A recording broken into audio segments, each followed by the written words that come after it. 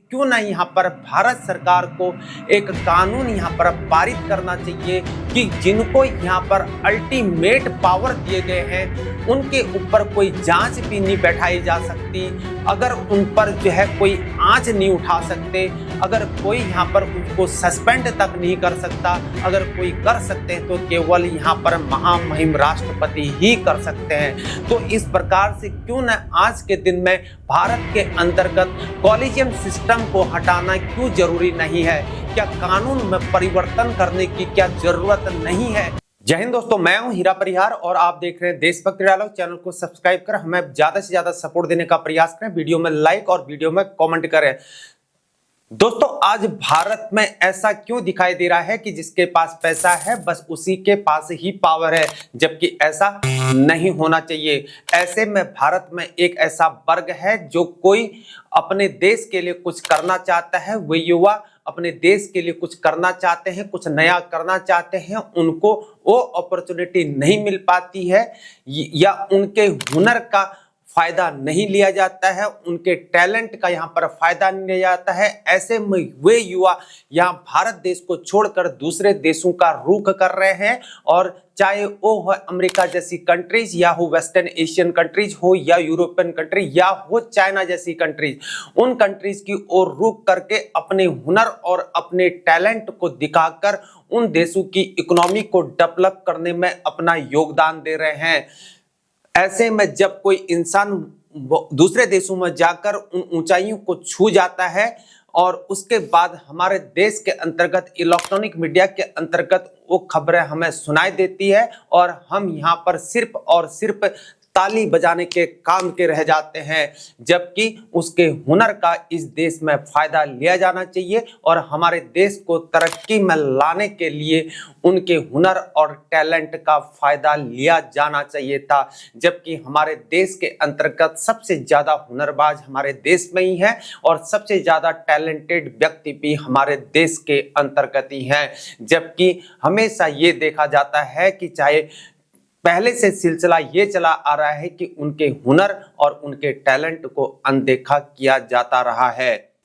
दोस्तों, जहां आज अमेरिका में ट्रंप 2.0 चल रहा है और नवनिर्वाचित डोनाल्ड ट्रंप ने अमेरिका में भारतीय आयात पर टैरिफ वॉर लगाने की धमकी को एक बार फिर से दोहरा दिया है। ऐसे में ट्रंप का कहना है कि अगर भारत हमसे 100% टैरिफ वसूल सकता है तो क्या हम उनसे एक ही सामान पर कुछ भी नहीं वसूल है। जहां भारत विदेशों से यहां पर सामान को इंपोर्ट करता है, चाहे वो इंडस्ट्री के लिए हो या डोमेस्टिक इंडस्ट्री के लिए हो या रोजमर्रा की चीजें हो। इंडस्ट्री के लिए रॉ मटेरियल्स हो सकता है, रोजमर्रा की चीजों में जूते हो सकते हैं, खिलौने हो सकते हैं, शहद हो सकता है, इंडस्ट्री के लिए केमिकल्स हो सकते हैं, इत्यादि तरह के सामानों को यहाँ पर भारत में मंगाया जाता है। लेकिन भारत में उसको मार्केट में बेचने से पहले, भारतीय मार्केट में लाने से पहले सबसे पहले उनका QCO किया जाता है। QCO का मतलब होता है क्वालिटी कंट्रोल ऑर्डर्स, यानी कि भारत सरकार के द्वारा बनाए हुए मानकों को यहाँ पर कंप्लीट करना जरूरी है। उसी के बाद उसे भारतीय मार्केट के अंतर्गत जारी किया जाएगा। और इस प्रकार से आज के दिन में डोमेस्टिक इंडस्ट्री के अंतर्गत समस्याएं उत्पन्न हो रही हैं। हालांकि यह नियम जो है डोमेस्टिक इंडस्ट्री को प्रोटेक्ट करने के लिए बनाए गए थे, लेकिन आज के दिन में यही नियम डोमेस्टिक इंडस्ट्री को हार्म कर रहे हैं, जिसके कारण यहाँ पर सप्लाई चेन मैनेजमेंट में समस्याएं उत्पन्न हो रही है और वहीं डोमेस्टिक इंडस्ट्री में भी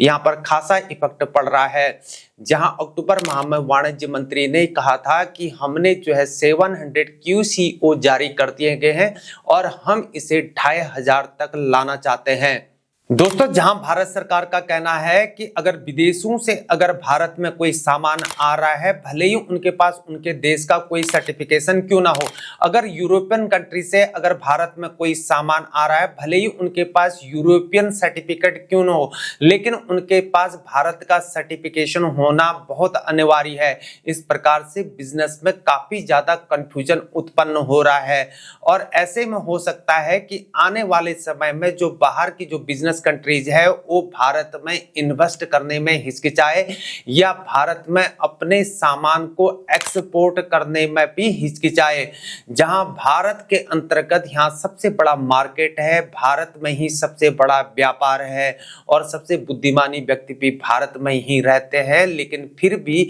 भारत क्या एक बिजनेस फ्रेंडली कंट्री नहीं है।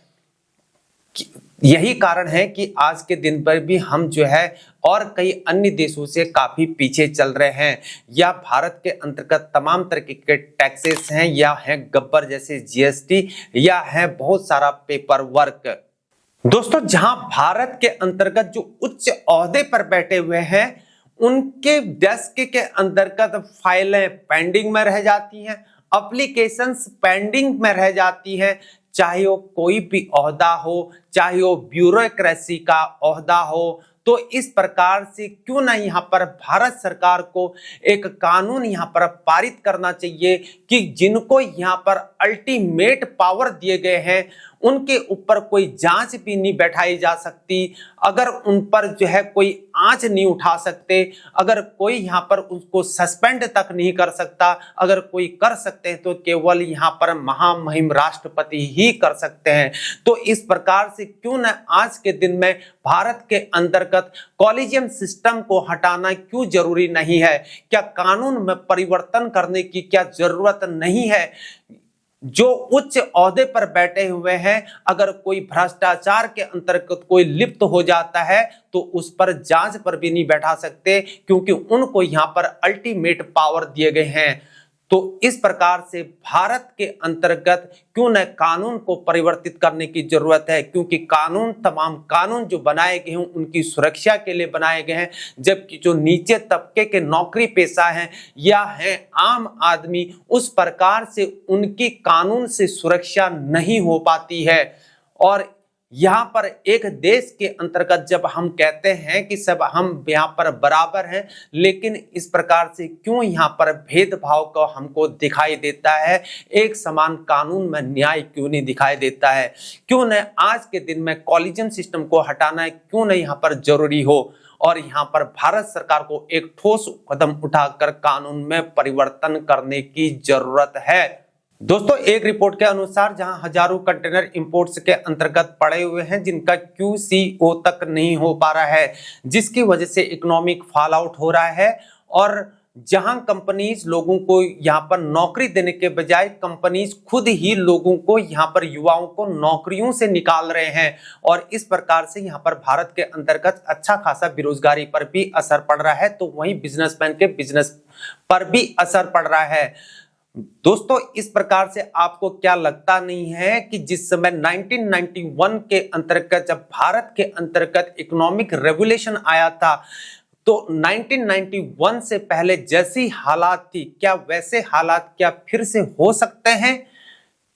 क्या आपको ऐसा नहीं लगता है कि इसमें जो टॉप ऑफ द बिजनेसमैन है, यानी कि टॉप लेवल पर जो बिजनेसमैन है, उसी के हाथ पर जो है सब कुछ होगा, यानी कि वही जो है यहाँ पर किंग कहलाएगा, वो कुछ भी कर सकता है क्योंकि उसके पास जो है अथाह धन है। और इस प्रकार से जो नीचे लेवल के जो बिजनेसमैन हैं उनको यहाँ पर ऊपर उठने का मौका नहीं मिल पाएगा। क्या ऐसे में भारत एक ग्लोबल मैन्युफैक्चरिंग हब बन पाएगा या भारत एक इकोनॉमिक हब बन पाएगा? दोस्तों, आपकी इस बारे में क्या राय है जरूर कमेंट बॉक्स में जरूर बताएं। दोस्तों, अगर आपको हमारी जानकारी पसंद आती है, हमारी वीडियो अगर आपको अच्छी लगती है, तो हमारे चैनल को सब्सक्राइब कर हमें ज्यादा से ज्यादा सपोर्ट देने का भरपूर प्रयास करें और हमारे वीडियो में लाइक करें, वीडियो को शेयर करें, चैनल को शेयर करें। आज के लिए इतना ही। जय हिंद, जय भारत, वंदे मातरम, भारत माता की जय।